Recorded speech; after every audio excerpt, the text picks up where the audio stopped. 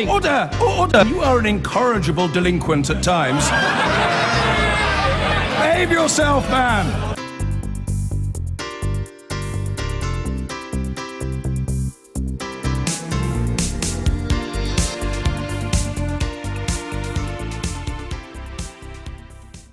From The Big Short to Liar's Poker, the best-selling US author Michael Lewis certainly knows big money. But in his new book, The Undoing Project, he investigates the science of decision-making and the friendship between two psychologists in 1960s Tel Aviv. The story of how humans choose the emotion over the rational reveals a lot about money and about life. 40 years ago, two Israeli psychologists, Daniel Kahneman and Amos Tversky, wrote a series of studies so breathtaking in their originality, they would literally change the world. Their research invented behavioural economics and revolutionised everything from how we spend to how we are governed.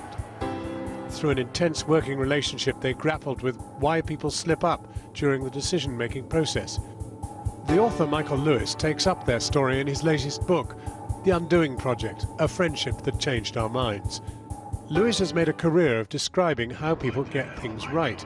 In Moneyball, he explored how baseball team, the Oakland A's, used statistics to master the art of winning. What is happening in Oakland? It defies everything we know about baseball. The world today certainly seems a more uncertain place than our minds are prepared to accept. A world where overconfident experts fail to predict such momentous events as Brexit and the election of Donald Trump. So what other shocks might lie ahead? How do we prepare to expect the unexpected? Michael Lewis joins us now. That uncertain world I want to come to in a moment. But these two guys, who are absolutely so extraordinary, you don't actually know, they don't know which one has actually concluded the formula that they're working on at any one time.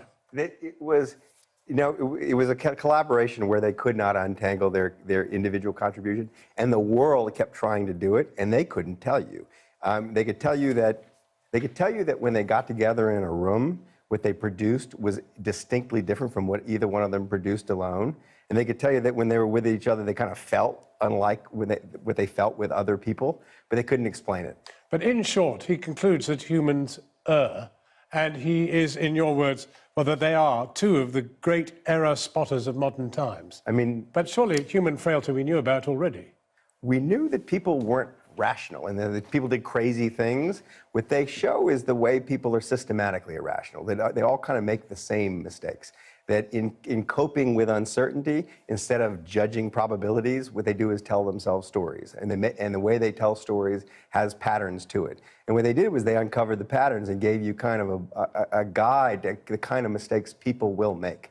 Well, we have two shocking patterns each side of the Atlantic, Donald Trump and Brexit, both of which appear to have attracted a human herd moment. Yeah, that's true. And you can actually look at the Trump election right through the lens of Kahneman and Tversky. I think they would say, first, that people want the world to be a more certain place than it actually is, and it's one of the reasons they're attracted when leaders sound more certain than they actually are, or financial advisors, or doctors, or experts of any sort. And that Trump's pose of total certainty and infallibility had that appeal. And I think they'd also say that he was masterful, just probably intuitively, at preying on exactly the weaknesses they spotted. They showed the way people think in stereotypes, the way they're distracted by vivid examples. But aren't you telling us that modern technology, which is capable of producing somebody as a reality television star, capable of ringing bells that are used in circus, theatre, whatever you like, and using them politically to con them into voting for him? Yes. I mean, I'm not sure. I mean, the best con men don't know they're con men. So right. He didn't know he was doing it. Well, it's unclear to me just exactly how conscious and strategic he is. It seems to me he's kind of making it up as he goes along, and it happened to have worked. But what would have terrified Amos Tversky and Danny Kahneman was this pose of infallibility. I mean, they really do show you that the honest approach to your own mind is be a little skeptical about it, especially its gut judgments. But then what about Brexit, where a very simple idea, leave Europe, was tested, And half the herd went for it, half the herd didn't. What do you think about that? I don't have I think Brexit, there are things in common, but obviously between the Trump vote and the Brexit vote. And people are making these equivalences. I think it's more complicated than that. It's true in both cases, there were a lot of angry white people. And it's true that there is a kind of nationalist force on the rise. But I think that that compared to Brexit, or compared to Trump, the Brexit vote seems a rational act. I mean, what we just did is, spectacularly insane.